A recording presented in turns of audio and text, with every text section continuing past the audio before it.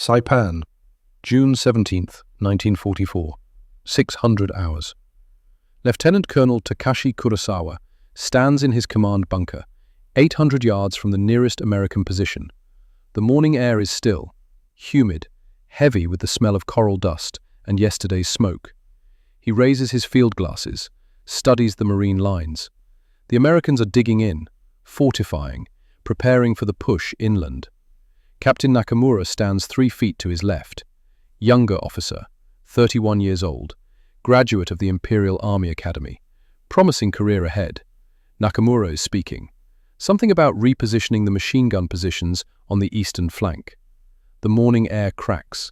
A single rifle shot. Sharp. Distant. Almost lost in the ambient noise of war. Nakamura stops mid-sentence. His head snaps backward. A perfectly centered hole appears in his forehead. Clean. Surgical. The back of his skull erupts in a spray of red mist that spatters across the coral wall behind him. He drops. Kurosawa throws himself to the bunker floor. Rough coral scrapes his face. His staff officers scramble for cover, shouting, confusion, but Kurosawa isn't listening to them. He's calculating. No muzzle flash visible anywhere along the American lines. No telltale smoke. No movement. Nothing that would indicate where death had just come from. The Americans are 800 yards away. 800 yards. Impossible shooting range for infantry weapons. Kurosawa presses himself against the coral, his heart hammering. And for the first time in 20 years of military service, he feels something he hasn't felt since his first combat in China. Fear. Not of death. Fear of an enemy he cannot see, cannot hear, cannot fight. Death from nowhere. 1,100 yards away. Corporal Emmett Lancaster Holloway lowers his rifle. 22 years old, West Texas, Amarillo born and raised. The Unertl's 8-power lens reveals the Japanese bunker in crystalline detail. The chaos. Officers diving for cover. The perfect stillness of the man he just killed. His spotter, Corporal Davies, adjusts his binoculars. Clean kill, Holloway. He never knew. Holloway doesn't respond immediately. He's counting in his head. 68. 67 before today. And now this one. That's number 68. He's been keeping count since Guadalcanal. Doesn't know why he started. Doesn't know when he'll stop. 68 men. 68 times he's looked through this scope and calculated trajectory and wind drift and bullet drop and squeezed a trigger and watched a man fall at distances most soldiers can't even see. 68 faces. Because the Unertl 8-power scope shows faces, even at 800 yards, even at 1,000. Distance collapses through the lens. It shows faces and expressions, and that last moment when a human being realizes something is wrong, but doesn't yet know they're already dead. Confirmed kill, Davies says again, waiting for response. Confirmed, Holloway finally answers, his voice flat, emotionless. He pulls back from the rifle, begins the ritual, clean the barrel, check the scope mount, record the shot in his notebook. Range, 1,100 yards. Wind, 6 miles per hour, left to right. Temperature, 84 degrees Fahrenheit. Target, Japanese officer, captain or major rank, coordinating defensive positions. Result, immediate incapacitation. Kill, number 68. He closes the notebook, and somewhere in the back of his mind, a voice that sounds like his father asks a question he's been avoiding for 2 years. When did you stop being a boy who loved shooting and become a man who counts dead bodies? Amarillo, Texas. Summer, 1938. 6 years earlier. Emmett Holloway is 16 years old. Skinny kid, all elbows and knees. Hair the color of West Texas dust. He's standing on a firing line at the Amarillo Rod and Gun Club, West Texas Junior Shooting Championship, 1,000-yard competition. Most boys his age are using their father's hunting rifles, 30 caliber deer guns, iron sights, good enough to hit a barn at 500 yards if you're lucky. Emmett is using his father's Winchester Model 70. It has a scope, 4-power, nothing special. But in Emmett's hands, it might as well be a surgical instrument. The target is 1,000 yards downrange. That's over half a mile. At that distance, A man is barely visible to the naked eye, a small dark shape against lighter earth. The wind is gusting, 8 to 12 miles per hour, variable, unpredictable. Emmett settles into position, breathing controlled, heart rate slow. He looks through the scope. The target swims into view, a black circle on white paper. At this distance, it looks like a pinprick, but Emmett doesn't see it the way other shooters do. He sees mathematics. Wind velocity creates drift. Calculate based on bullet weight and ballistic coefficient. At this range, maybe 18 inches left. Bullet drop at 1,000 yards with this load is approximately 24 feet. Aim high, way high. Temperature affects powder burn rate. Hot day means faster velocity. Adjust down 2 minutes of angle. He doesn't think these calculations consciously. His brain does them automatically, the way other people breathe without thinking about breathing. His father watches from behind, doesn't understand how his son does this. Emmett never took a ballistics course, never studied engineering. He just knows. Emmett squeezes the trigger. The Winchester barks. Downrange 1,000 yards away, the target shows a new hole, dead center. He fires 4 more times, 4 more holes, all within a 6-inch circle. Perfect score. The range officer, an old man named Henderson who fought in the First World War, walks over after the scores are posted. He looks at Emmett with something between respect and concern. "Son," Henderson says, "you got a gift. Eyes like a hawk, hands like a surgeon. But that's not what makes you special." Emmett waits. "What makes you special is you see distance differently than normal folks. You see math where we see empty space." Emmett's father nods. He's heard this before, from teachers, from other shooters. "My boy don't see the world like other people, that's true," his father says. "He sees angles and distances and probabilities. Always has." Henderson looks at Emmett seriously. "That's a rare gift, son. You could go far with that. Maybe competitive shooting. Maybe Olympic team someday." He pauses. "Or maybe the military. They're always looking for boys who can shoot, especially boys who can shoot at distances that seem impossible." Emmett is 16. He doesn't think about the military, doesn't think about war.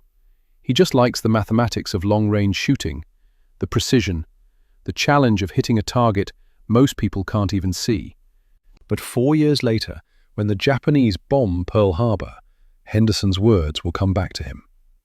And Emmett Holloway will discover that the mathematics of shooting targets and the mathematics of shooting men are exactly the same.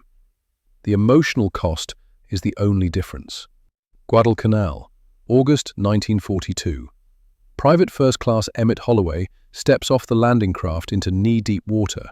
He's 20 years old now, 4 years older than that skinny kid on the Texas firing line, but he still looks young, baby-faced, 165 pounds soaking wet. The M1 Garand rifle he's issued weighs 9.5 pounds. Standard infantry weapon, semi-automatic, 8-round clip, good rifle. But Emmett hates it.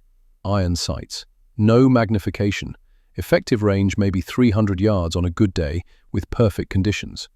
For a boy who spent his childhood hitting targets at 1,000 yards, the M1 Garand feels like fighting with one hand tied behind his back. He says as much to his squad leader after 3 days of patrols. The sergeant, a veteran of the pre-war Marine Corps, just laughs. "Kid, you ain't here to win shooting competitions. You're here to kill Japanese.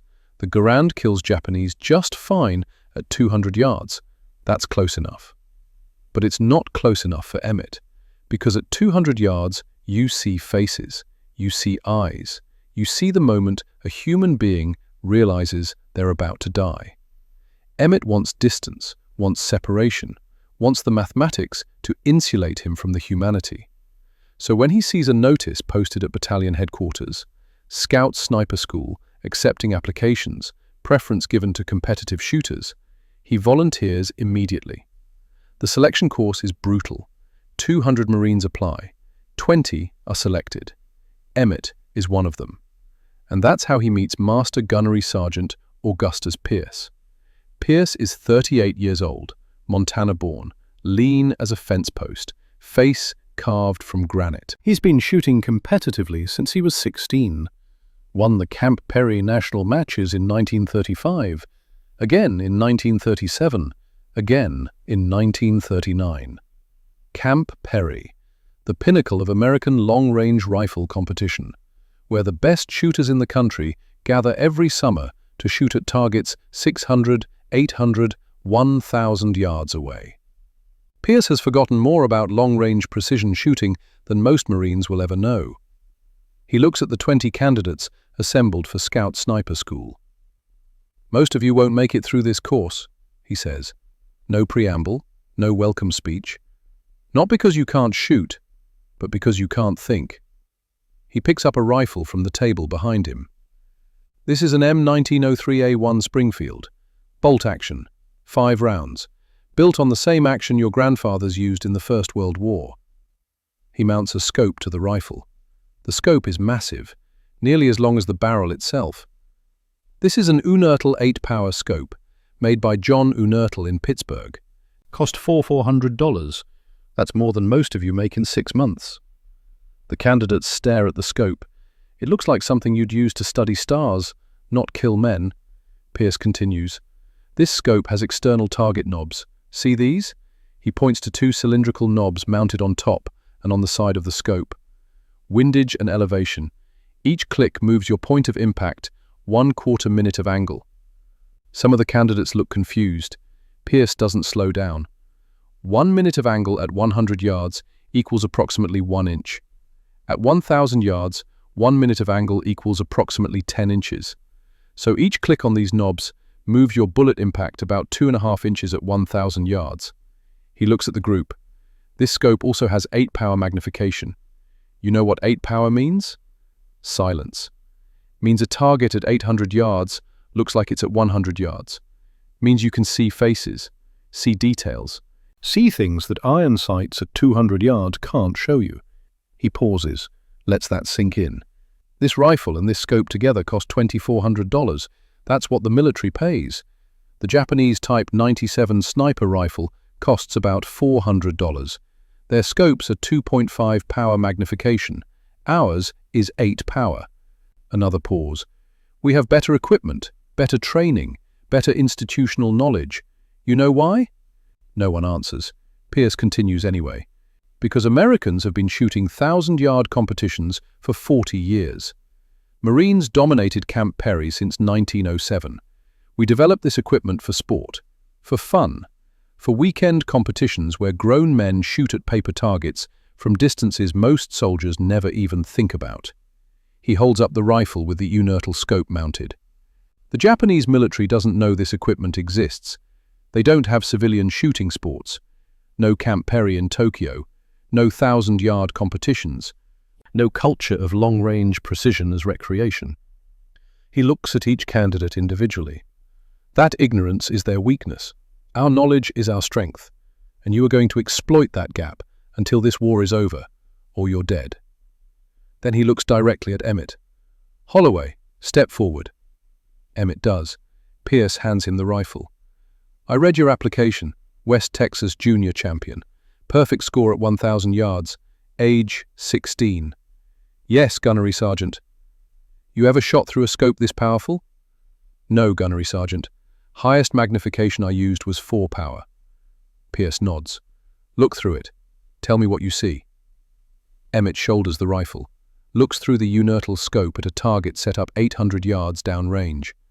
The target leaps into view, crystal clear, almost shockingly detailed, like someone moved it 700 yards closer. "Holy!" Emmett catches himself. "That's incredible, Gunnery Sergeant." "That's technology," Pierce corrects. "German Zeiss quality glass. American precision manufacturing. 40 years of competitive shooting knowledge built into one instrument." He takes the rifle back. "This scope will let you kill men at ranges they think are safe, will let you see their faces before you end their lives, will show you every detail of what happens when a .30 caliber bullet traveling 2,800 feet per second hits a human skull." Pierce's voice drops lower, serious. "This ain't your daddy's deer rifle anymore, Holloway. This ain't shooting paper targets in Texas. This is applying mathematics to human beings." He looks at all the candidates again. You're going to learn ballistics, wind reading, range estimation, atmospheric effects, trajectory calculation, how temperature and humidity and barometric pressure affect bullet flight. You're going to learn how to see a man at 800 yards and calculate exactly where to aim so that the bullet falls through 24 feet of arc and drifts 18 inches sideways in the wind and still hits him center mass. You're going to learn how to kill efficiently, precisely, without emotion. Then he says something that will stay with Emmett for the rest of his life. But here's what they don't teach in ballistics class. Here's what no book can prepare you for. Pierce's voice is quiet now, almost gentle. You're going to see the man before you kill him. 8-power magnification shows faces, shows fear, shows the moment they realize something's wrong, shows them falling, shows them dying. And you can't unsee that, ever. So before you continue with this training, I need you to understand something. Becoming a sniper isn't about being a good shot. Any competent rifleman can be trained to hit targets at range. Becoming a sniper is about being able to see a man's face magnified 8 times and still complete the calculation. Calculate the trajectory, adjust for wind, squeeze the trigger, watch him fall. And then do it again, and again, and again, until the war is over, or you are. Pierce looks at each man individually, one final time. Anyone who wants to quit, walk away now. No shame in it. Infantry needs good riflemen. No one moves. Not yet. They will later. As the training progresses, as the reality sinks in, as they begin to understand what Pierce means about seeing faces. But right now, 20 young Marines stand in formation, believing they understand what they're signing up for. Only one of them, Emmett Holloway from Amarillo, Texas, will eventually accumulate 87 confirmed kills with that unertal scope.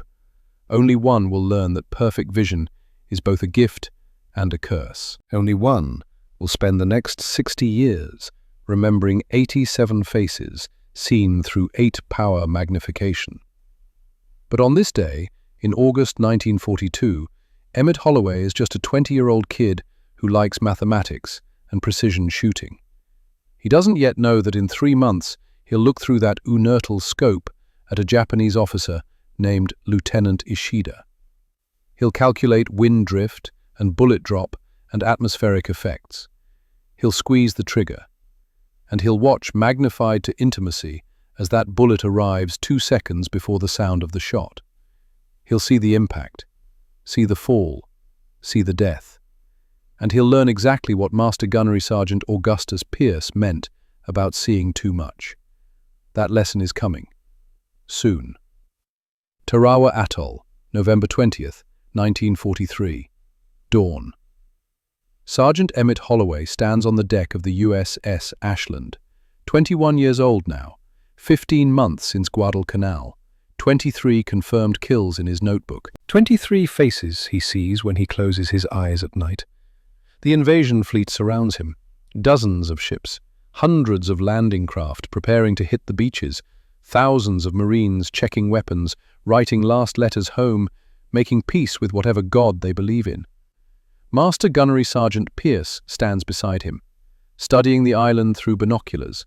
Beccio Island, tiny strip of coral, barely 3 miles long, half-mile wide, but fortified like no other island in the Pacific. Concrete bunkers, reinforced pillboxes, 4,500 Japanese defenders who've spent a year preparing for this moment. Rear Admiral Shibasaki, the Japanese commander, has publicly boasted that 1 million Americans couldn't take Beccio in 100 years. Pierce lowers his binoculars. Holloway, you see that command bunker? Northern end of the airfield? Emmett looks through his unertal scope, mounted on his M1903A1. The 8-power lens brings the bunker into sharp focus, 1,320 yards away, across open water. I see it, Gunny. Admiral Shibasaki coordinates the defense from there. Intelligence confirmed it yesterday. Kill him, the defense loses coordination. Maybe saves 500 Marine lives, maybe more. Emmett studies the distance, the conditions. 1,320 yards, that's 3/4 of a mile. Longer than any shot he's taken in combat. Longer than most shots anyone has taken in combat. And it's across water. Wind coming off the ocean. Variable. Unpredictable.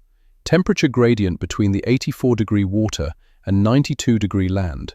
Heat shimmer. Mirage. Refraction.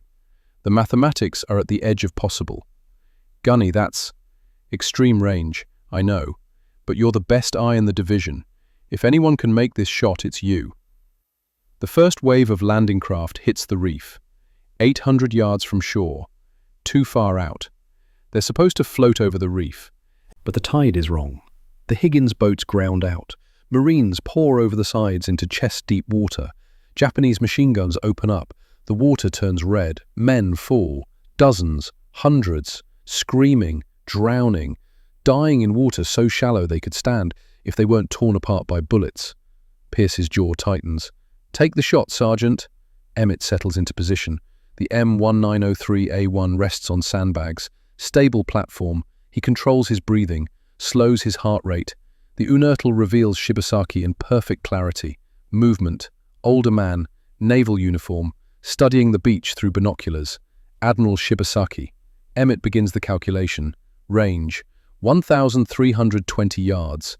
At this distance, the bullet will drop 67 inches. That's over 5 feet. Aim high. Wind. 8 miles per hour. Variable. Coming off the ocean. Left to right. At this range, maybe 18 inches of drift. Adjust right. Temperature. 84 degrees at water level. 92 degrees at land. Heat gradient creates mirage. The bullet will rise slightly through warmer air. Compensate down. Coriolis effect. At extreme range in the northern hemisphere, the rotation of the Earth deflects bullets slightly right. At 1,320 yards, approximately 2 inches. Adjust left. Bullet drop, wind drift, temperature, Coriolis, mirage, atmospheric pressure, all of it running through his head simultaneously. Automatic calculation. The same way he calculated shots at paper targets in Texas when he was 16. But this isn't a paper target. At this magnification, Emmett can see Admiral Shibasaki's face, can see him pointing, giving orders, coordinating the slaughter happening on the reef. 47 clicks elevation, 12 clicks windage. Emmett makes the adjustments. The external target knobs on the Unertal scope click precisely, each click moving the point of impact exactly 1/4 minute of angle. He settles the crosshairs. Not on Shibasaki. On a point in empty air 5 feet above and 18 inches to the right of where Shibasaki stands. That's where the bullet will be 1 second after leaving the barrel. 67 inches of drop, 18 inches of drift. Physics doesn't lie. Emmett breathes out slowly, half breath, hold, squeezes the trigger. The Springfield recoils. The Unertal scope slides backward in its mount, returns to battery. The scope shows him everything. The bullet is invisible, but he knows its path, knows the arc, knows the trajectory. 1 second. The bullet climbs, reaches apex 400 yards downrange. 2 seconds. Descending now, falling through the arc he calculated. 3 seconds. 3.2 seconds. Admiral Shibasaki jerks backward. The binoculars fly from his hands. He collapses. Pierce, watching through his spotting scope, confirms. Hit. Center mass. He's down. On Beccio Island, chaos erupts in the command bunker. Officers rushing. Confusion. The defense coordination collapses. Without Shibasaki's leadership, the Japanese response becomes disjointed, uncoordinated. Individual strongpoints fighting alone instead of mutually supporting. The Marines push inland. Casualties are still horrific, but not as bad as they would have been. Pierce was right. That one shot probably saved 500 lives. But Emmett isn't thinking about 500 saved lives. He's thinking about 3.2 seconds. 3.2 seconds of watching his bullet fly, watching the target magnified to intimacy, watching the impact, watching the fall, watching a human being transition from alive to dead. Most rifle shots you never know if you hit. The target is too far, too obscured. You shoot, you displace, you move on. But at 1,320 yards, with 8 power magnification, on a stable platform, watching across open water, Emmett saw everything. saw the bullet impact, saw Shibasaki's body react, saw him fall, saw the death. For 3.2 seconds, he was a witness to his own killing. That night, after the fighting, after Baishio is secured at the cost of over 1,000 Marine dead and 2,000 wounded, Emmett leans over the ship's rail and vomits into the Pacific. Pierce finds him there. "What's wrong, Sergeant? That was a perfect shot. Textbook. One of the longest confirmed kills in Marine Corps history." Emmett wipes his mouth. "I watched him die, Gunny." "Yeah, that's the job." "No, I mean I watched. For 3 seconds, I watched my bullet travel, saw it hit, saw him fall. That's different than not knowing." Pierce is quiet for a moment. "The magnification?" "The magnification," Emmett confirms. 8 power shows everything. At that range, with that much time of flight, I wasn't just shooting. I was watching someone die that I killed. Pierce lights a cigarette, offers one to Emmett. Emmett doesn't smoke but takes it anyway. "How many now?" Pierce asks. 24. "You remember all of them?" "Every face." Pierce exhales smoke. "Physics justified it today, Holloway. Calculus proved it. That's the equation. 1 Japanese admiral for 500 American lives." "I know the numbers, Gunny. The numbers are perfect." Emmett looks out at the dark water. "It's the seeing that's killing me." Saipan, June 1944.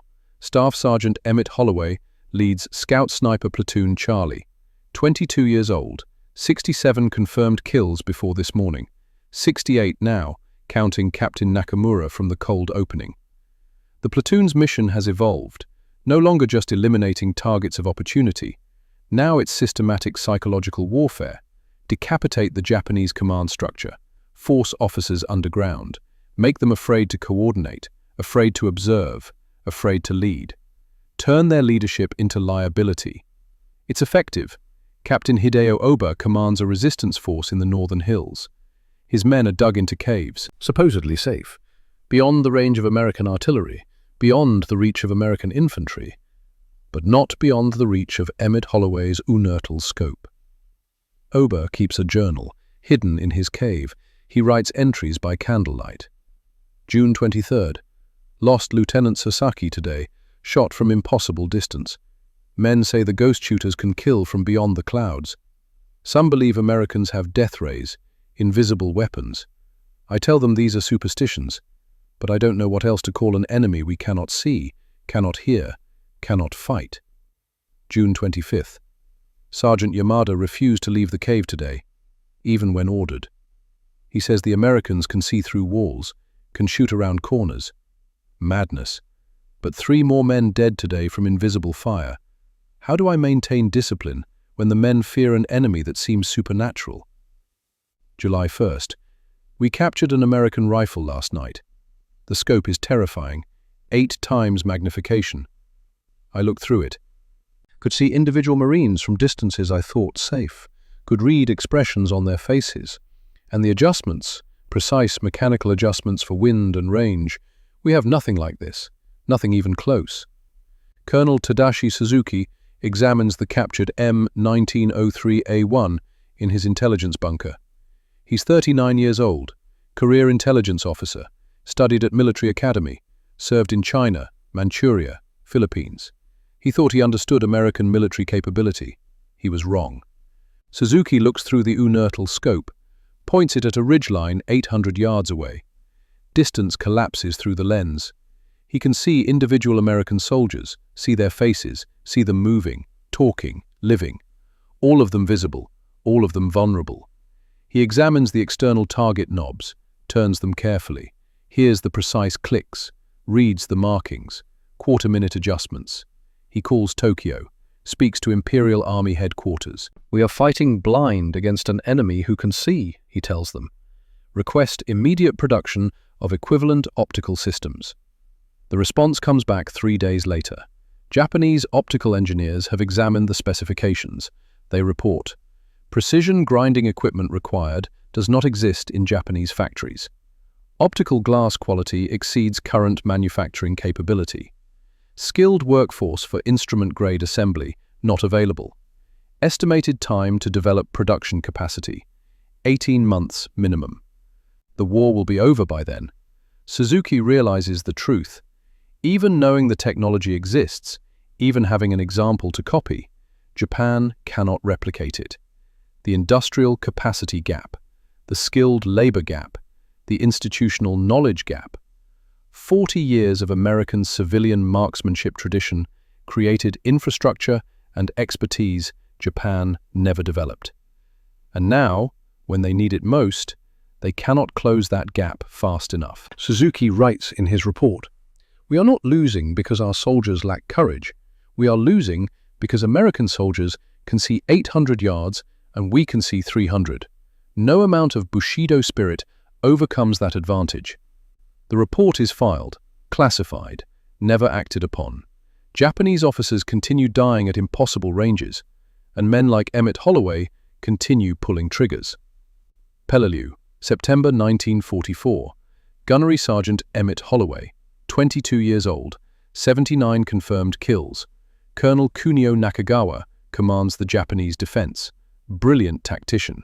Studied every previous American invasion, learned from every defeat. He implements countermeasures.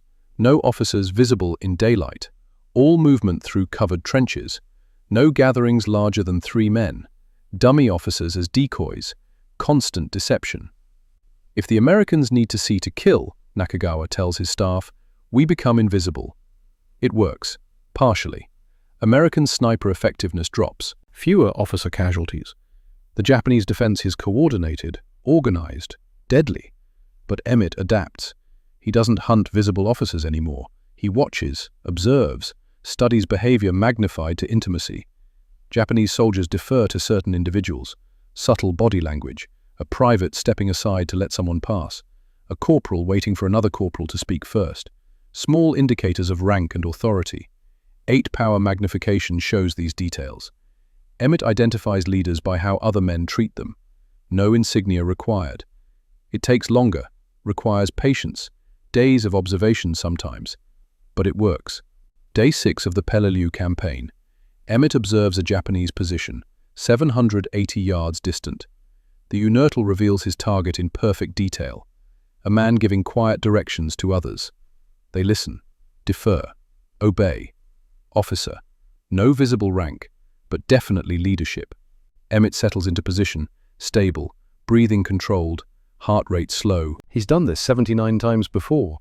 He calculates wind, range, temperature, bullet drop. Ballistics doesn't lie. He begins the trigger squeeze. Smooth, steady, inexorable. The trigger breaks. In that fraction of a second between trigger break and bullet impact, a young Japanese soldier steps into the sight picture. 18 years old, maybe younger, thin, carrying a water canteen to the position. The bullet strikes him center mass. 8 times magnification collapses distance into intimacy. The impact, the fall, body hitting ground, the writhing that follows, every detail crystalline, unavoidable, permanent. Sees the boy land on his back, not instant death, wounded, suffering. The boy is calling out. Emmett can't hear the words but can see his mouth moving, calling for help. The officer Emmett intended to kill runs to help, kneels beside the wounded boy, exposes himself completely. Emmett has a clear shot, easy shot, 780 yards. The officer he intended to kill in the first place. His finger rests on the trigger. He watches. The officer is trying to stop the bleeding. The boy is dying, slowly. Emmett doesn't take the shot. He watches them carry the wounded boy away, watches them disappear into the fortifications. Sergeant Davies, his spotter, looks confused. "Holloway, you had him." "Target moved," Emmett says, flat, emotionless. It's a lie. The target was stationary for 15 seconds. Perfect shot, impossible to miss. But Emmett couldn't take it. Because magnified to intimacy, he'd watched a boy, maybe 18, maybe younger, die from a bullet that wasn't meant for him. Watched him suffer. Watched him call for help. Watched the fear in his eyes. And for the first time in 79 kills, Emmett Holloway couldn't complete the calculation. That night, he makes an entry in his notebook. Kill number 80, age approximately 18, unintended target, collateral casualty, center mass hit. Death not immediate, suffered approximately 90 seconds before loss of consciousness. Then he writes something he's never written before. This one I'll remember differently than the others. He closes the notebook.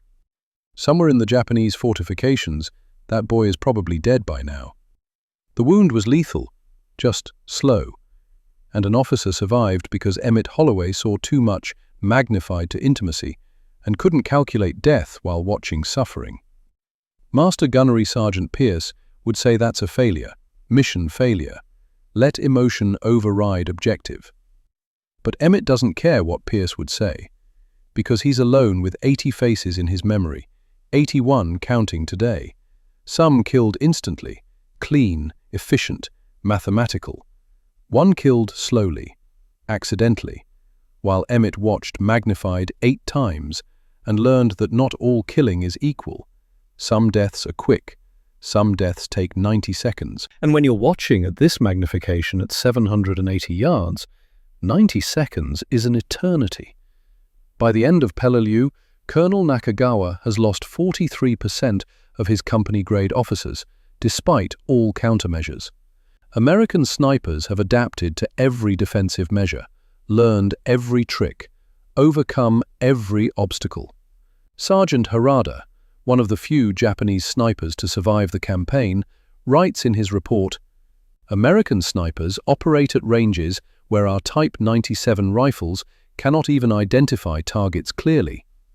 We attempt to locate their positions by sound, but the bullet arrives before the sound of the shot. We are fighting modern rifles with equipment that might as well be matchlocks. I recommend we abandon counter-sniper operations as wasteful. The technology gap cannot be overcome with available resources." The report goes to Nakagawa. Nakagawa forwards it to higher command. It's filed and forgotten. November 1944. Pearl Harbor, replacement depot. Master Gunnery Sergeant Augustus Pierce is rotating stateside, back to Camp Pendleton, training assignment. He finds Emmett before shipping out. "Holloway, Gunny." They stand awkward, 2 men who've worked together for 2 years. Shared kills, shared burdens.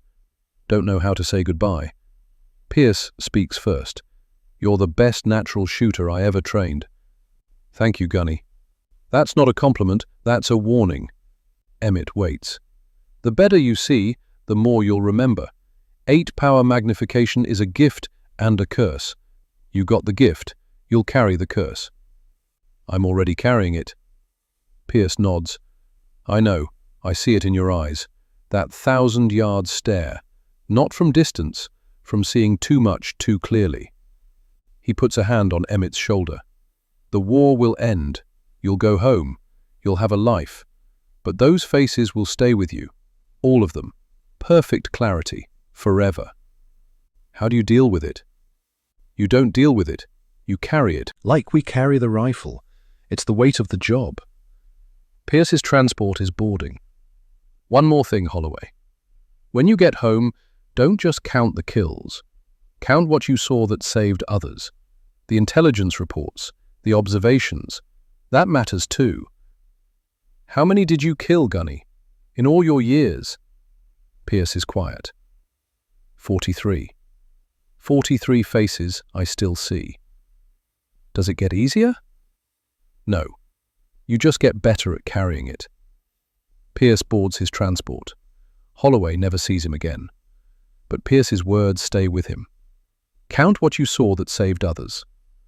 40 years later, when declassified reports reveal 147 intelligence reports filed, Holloway will finally understand what Pierce meant.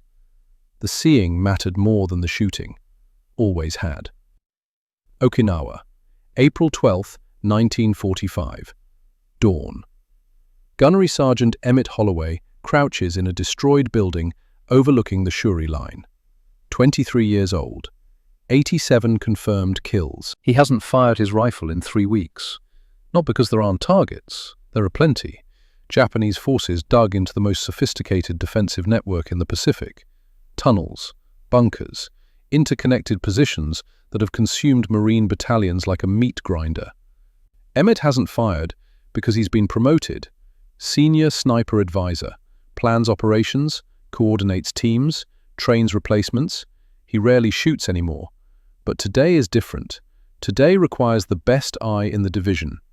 Colonel Hiromichi Yahara commands Japanese defensive operations. Brilliant strategist, designed the Shuri line, the man who turned Okinawa into a killing field. Intelligence reports he coordinates from a command post on the reverse slope, hidden, protected, beyond the reach of artillery, but not beyond the reach of a precision rifle. Emmett studies the position. 940 yards. Difficult shot. Not impossible. His scope reveals movement in crystalline detail. Japanese soldiers. Officers. Coordinating. Planning. And then he sees something else. Civilians.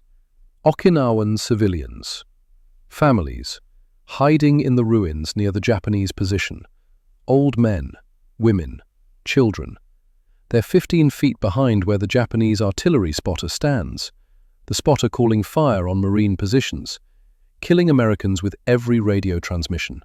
Standard procedure is clear. Eliminate the spotter, stop the artillery. But Emmett can see what others can't see with the naked eye. The civilians are directly behind the target. The .30 caliber round from his M1903A1 will punch through a human body at this range. Through and through. Over-penetration likely. High probability of hitting civilians beyond the target. He lowers the rifle. His spotter, Corporal Williams, looks confused. Sergeant, you have the shot. Civilians in the background, 15 feet behind target. Round will over-penetrate. Williams looks through his spotting scope. At 940 yards, with his lower magnification, he can barely see the civilians. How can you tell they're civilians? 8-power magnification. I can see them clearly. Old woman, 2 children, maybe 8 and 10 years old. Williams is quiet for a moment. Orders are to eliminate the spotter. He's killing Marines. I know the orders. Emmett settles back into position, watches, calculates. 1 Japanese spotter, 4 Okinawan civilians. Unknown number of Marine casualties while he waits. The mathematics are no longer simple. Master Gunnery Sergeant Pierce trained him that war is mathematics.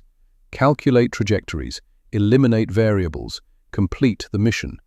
But Pierce isn't here, and Emmett is looking at 2 children, magnified 8 times, while listening to American artillery falling on Marine positions, because he won't take a shot that might kill them. He waits. Minutes pass. The Japanese spotter continues calling fire. Emmett can hear the radio transmissions faintly, can't understand the words, but knows what they mean. More Marines dying. 10 minutes. Williams shifts uncomfortably. Sergeant, I'm waiting for a clear shot. 20 minutes. The artillery intensifies. A Marine position takes a direct hit. Emmett can hear the explosion even from here, can imagine the casualties. 30 minutes. 40. 47 minutes after first acquiring the target, the Japanese spotter moves, steps forward, adjusts his position to get better view of the Marine lines. Clear lane, no civilians in background. Emmett doesn't hesitate now. The calculation is instant. Wind, range, temperature, bullet drop. He fires. 940 yards. The spotter drops. Immediate incapacitation. The Japanese artillery falls silent. No spotter to direct fire. Williams confirms through his scope. Target down. Clean kill. Emmett pulls back from the rifle, records the shot in his notebook. Kill number 87. Range 940 yards. Japanese artillery spotter.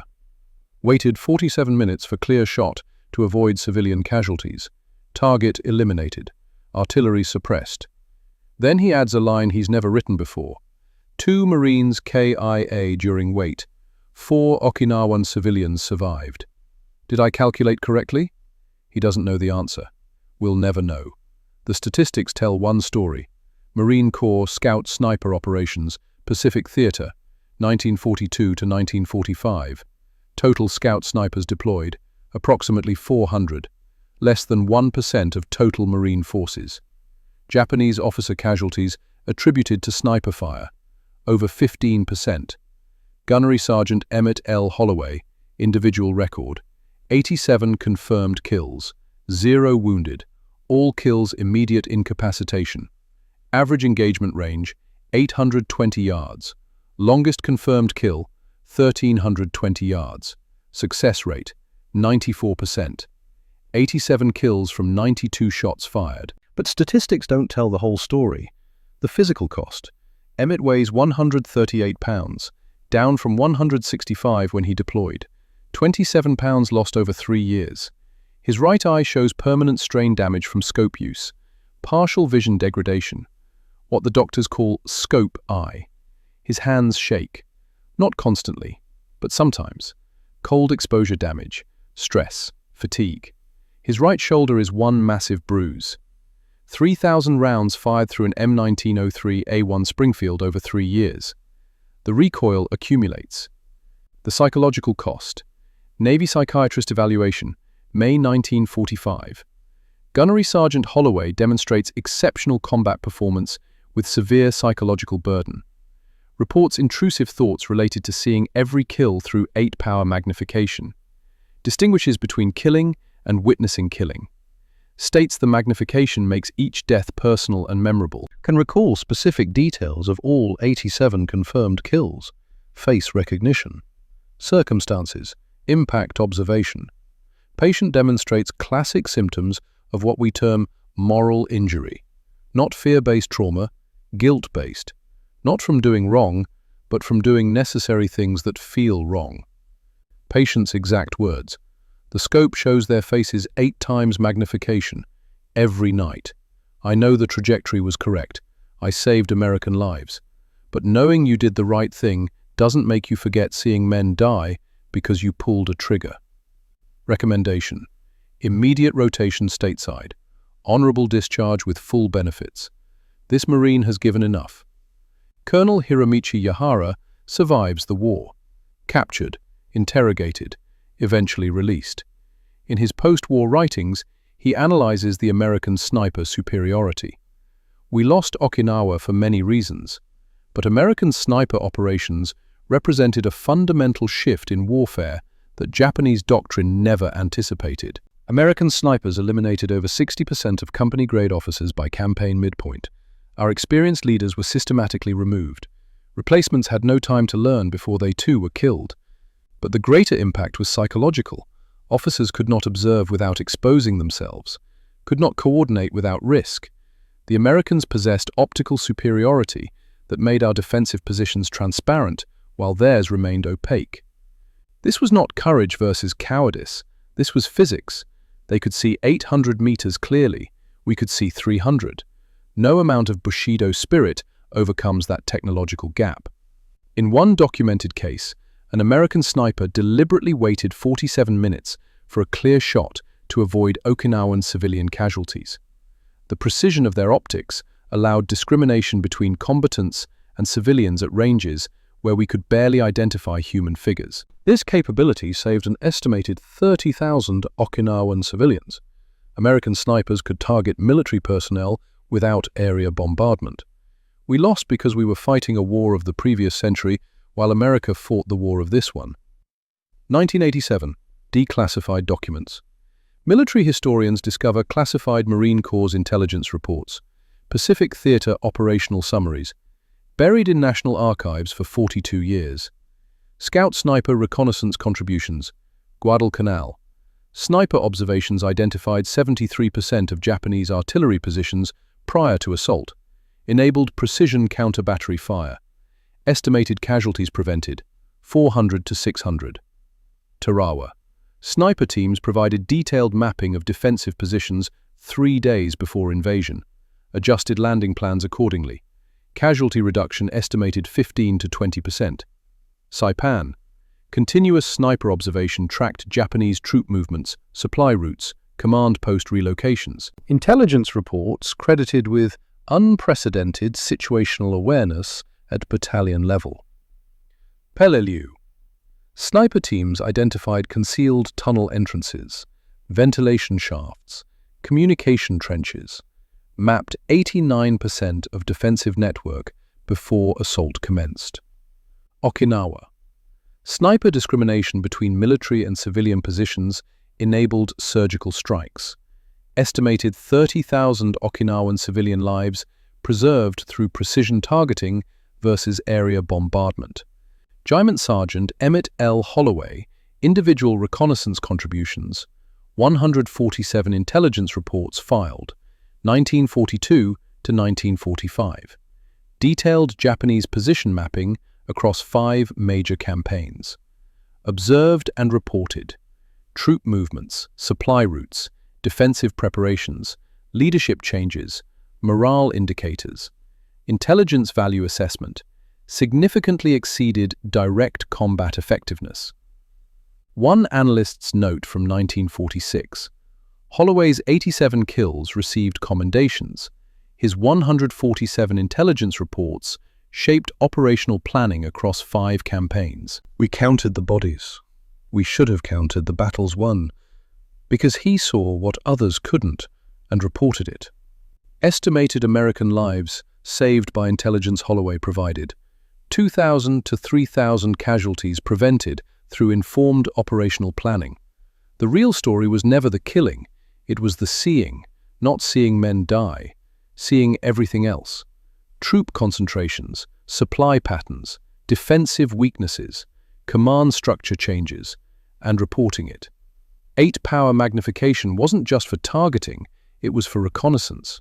Holloway spent more hours observing than shooting, documented enemy activity, filed reports, provided intelligence that shaped battalion and regimental operations. But nobody counted observations, they counted kills. 87 became his legacy, 147 should have been. Amarillo, Texas, June 1946. Emmett Holloway comes home, 24 years old. Navy Cross in a box he'll never open. 87 confirmed kills in a notebook he'll never share. His father meets him at the train station, sees his son, sees how much weight he lost, sees the tremor in his hands, sees something broken in his eyes that wasn't broken when he left. Welcome home, son. They drive to the ranch in silence. That night at dinner, Emmett's mother asks careful questions. Where was he stationed? What did he do? Scout sniper, Mama, long-range shooting. Like the competitions? The 1,000-yard matches? Similar. He doesn't elaborate. She doesn't push. The years pass. Emmett takes a job at Pantech's plant, tool and die maker, precision manufacturing, uses the same spatial calculation skills that made him deadly, now making peaceful products. 1947. He meets Sarah Mitchell at a church social his mother organizes. Sarah teaches 3rd grade, 22 years old, kind eyes, patient smile. She notices him immediately, not because he's handsome, though he is, in that lean West Texas way, but because he's the only man in the room not talking about the war. Everyone else, telling stories, comparing units, reliving glory. Emmett sits quiet in the corner, drinking coffee, looking at nothing. She approaches. You weren't in Europe? Pacific. Marines? Yes, ma'am. Do you want to talk about it? He looks at her, really looks. First time he's made eye contact with anyone since coming home. No, ma'am. I want to forget I ever saw it. Most women would walk away. Too damaged, too complicated. Sarah sits down. Then let's talk about something else. They marry 6 months later. She never asks about the war. He never tells. Until 1952. 1952. Sarah finds the notebook. She's looking for tax documents in his workshop. Locked drawer. Key in his desk. Opens it. Black notebook. Worn leather cover. Opens it. Kill number 1. Guadalcanal. Lieutenant Ishida. Range 850 yards. Wind 7 miles per hour left to right. Temperature 86 degrees Fahrenheit. Target Japanese officer coordinating platoon. Result immediate incapacitation. Her hands shake as she reads. Kill number 24. Tarawa. Admiral Shibasaki. Range 1,320 yards. Across water. Wind 8 miles per hour variable. Temperature gradient 84 degrees Fahrenheit to 92 degrees Fahrenheit. Coriolis effect accounted. Target Japanese naval commander. Result Immediate incapacitation. Command structure collapsed. Estimated 500+ American lives saved. Kill number 80. Peleliu. Unintended target, age approximately 18. Range 780 yards. Collateral casualty. Center mass hit. Death not immediate. Suffered approximately 90 seconds. This one I'll remember differently than the others. Kill number 87. Okinawa. Range 940 yards. Japanese artillery spotter. Waited 47 minutes for clear shot to avoid civilian casualties. Target eliminated. 2 Marines KIA during wait. 4 Okinawan civilians survived. Did I calculate correctly? 87 entries. 87 men her husband killed. She sits down, processes. The quiet man who makes breakfast for their daughters, who helps with homework, who never raises his voice, who sometimes stares at nothing, killed 87 men. She finds him in the garage. Emmett. He turns, sees the notebook in her hands. His face goes pale. Sarah, 87. He can't speak. She walks to him, doesn't recoil, doesn't retreat.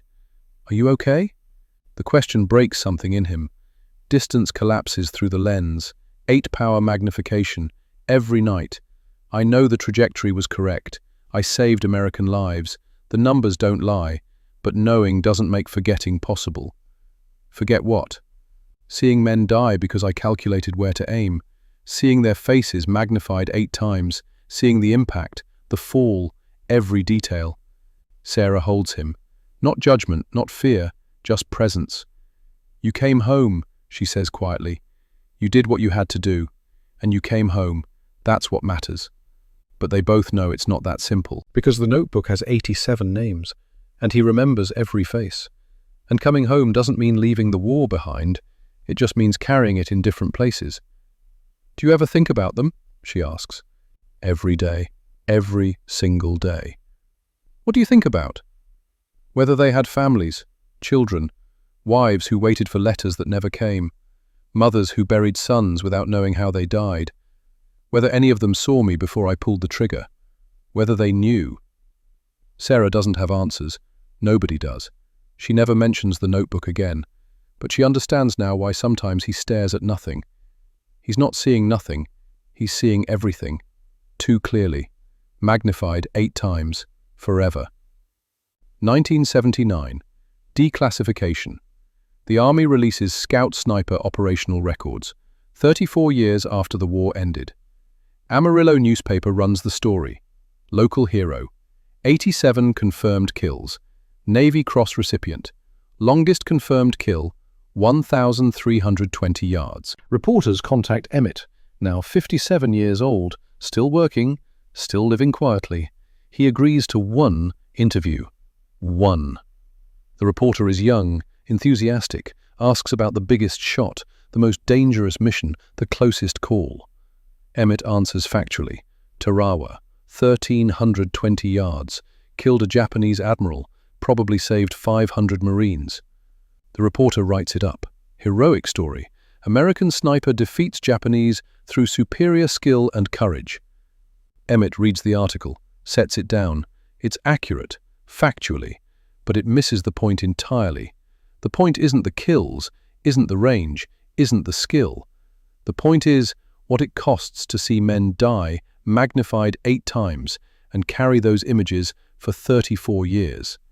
But you can't explain that to someone who wasn't there, so he doesn't try. 1995. Museum donation. Emmett is 73 years old, retired. Sarah passed 2 years ago, daughters grown. Grandchildren asking questions about Grandpa's war. He decides it's time. Donates his M1903A1 with the original Unertal scope to the National Museum of the Marine Corps. The rifle that killed 87 men at ranges the enemy thought were safe. The scope that showed 87 faces in perfect clarity. They mount it in a display case, glass, temperature-controlled, preserved. The placard reads, M1903A1, rifle with Unertal 8-times scope, used by Jai Sergeant Emmett L. Holloway, USMC 87. Confirmed kills, Pacific Theater, 1942 to to 1945. Engagement range 650 to 1,100 yards. This weapon system represented 40 years of American civilian marksmanship tradition adapted for war. Japanese forces possessed no equivalent technology or institutional knowledge base. The 8-power magnification provided not only targeting capability, but reconnaissance superiority that shaped operational planning and enabled discrimination between combatants and civilians at extreme range. Jai Sergeant Holloway filed 147 intelligence reports during his service. Estimated 30,000 Okinawan civilians survived due to precision targeting this system enabled. Emmett reads the placard at the dedication ceremony. Everything factually correct. Finally, someone counted the observations, not just the kills. 147 reports. Pierce was right. Count what you saw that saved others. 2001. Final interview. Emmett is 79 years old, frail, hands shake constantly now, vision degraded, but mind still sharp. A military historian contacts him, writing a book about Pacific War sniping. Wants the real story, not the heroic narrative, the truth. Emmett agrees. They sit in his living room in Amarillo, tape recorder running. The historian asks, "What was it like being one of the best snipers in the Pacific?" Emmett is quiet for a long moment. "I wasn't the best sniper. I had the best optics." The Unertal 8-power scope was developed by civilian competition shooters. Decades of perfecting long-range precision, not for war, for sport. Japanese military never knew American civilians shot 1,000 yards for fun. Their intelligence completely missed it. No civilian gun culture means no context for what we were doing. When I killed 87 men at ranges they thought impossible, I wasn't superhuman. I was using equipment developed over 40 years by sportsmen. But here's what the history books don't tell you. Better equipment means you see more. 8-power magnification shows faces, shows fear, shows the moment of impact, shows death in perfect clarity. I won because I could see better. But seeing better means remembering clearer. I also filed 147 intelligence reports, observed enemy positions, tracked movements, mapped defenses. That information shaped operations, saved thousands of lives. But nobody counted that until 1987, when they declassified the reports. They counted 87 kills. Should have counted 147 observations. Master Gunnery Sergeant Pierce told me before he left, "Don't just count the kills. Count what you saw that saved others." Took me 40 years to understand what he meant. The seeing was always more important than the shooting. Is that victory? Maybe. Is that a burden? Absolutely. The 1,000-yard stare isn't from seeing nothing. It's from seeing too much, too clearly, too far away. People thank me for my service. I appreciate that. I did my duty. I protected Marines. I helped win the war. But at night, when I close my eyes, I don't see victory. I see 87 men magnified 8 times. See them clearly, like they're right in front of me, like it happened yesterday instead of 60 years ago. And I see all the things I observed. Enemy positions that got hit with artillery because I reported them. Supply routes that got interdicted. Defensive weaknesses that got exploited. That intelligence saved more lives than the killing. But the faces are what stay with me. Perfect vision, perfect memory, perfect clarity. I can't unsee what I saw. Nobody can. Emmett Lancaster Holloway dies February 14, 2003, age 81, Amarillo, Texas. Marine Honor Guard, 21 gun salute, flag folded and presented to his daughters. The eulogy mentions his service, his Navy Cross, his post-war life, devoted father, skilled craftsman, quiet patriot. 87 kills are never mentioned. At his request, he wanted to be remembered as a father, not a killer. His notebook, 87 entries, 87 faces, is donated to the museum with instructions, archive only, researchers by appointment. A new placard is added to his rifle display in 2004. G.Y. Sergeant Holloway's own words. They counted 87 kills, should have counted 147 intelligence reports. The seeing was always more important than the shooting. The M1903A1 Springfield with Unertel 8x scope remains in the museum today. Perfect preservation. Climate-controlled, protected. The rifle that changed Pacific War sniping. The scope that gave America technological superiority Japan could never match. The equipment that killed 87 men and saved thousands of Americans and Okinawans through precision targeting and reconnaissance. Visitors see the rifle, see the scope, read about the 1,320-yard shot that killed an admiral. They see the technology, the achievement, the victory. Some read deeper, learn about the 147 intelligence reports, the reconnaissance value, the lives saved through observation. But they don't see the cost, because the cost isn't visible in glass cases. The cost is carried in memory, in nightmares, in the 1,000-yard stare of men who saw too much through scopes that showed everything. Emmett Holloway saw 87 men die at distances they thought were safe, saw them magnified 8 times, perfect clarity, perfect detail, and observed enemy positions for 3 years. filed 147 reports, shaped battles, saved thousands. That's the complete story, not just the kills, the seeing, the intelligence, the reconnaissance, and the weight of remembering what you cannot forget. The 1,000-yard stare. Not from distance, from seeing everything, too clearly, forever.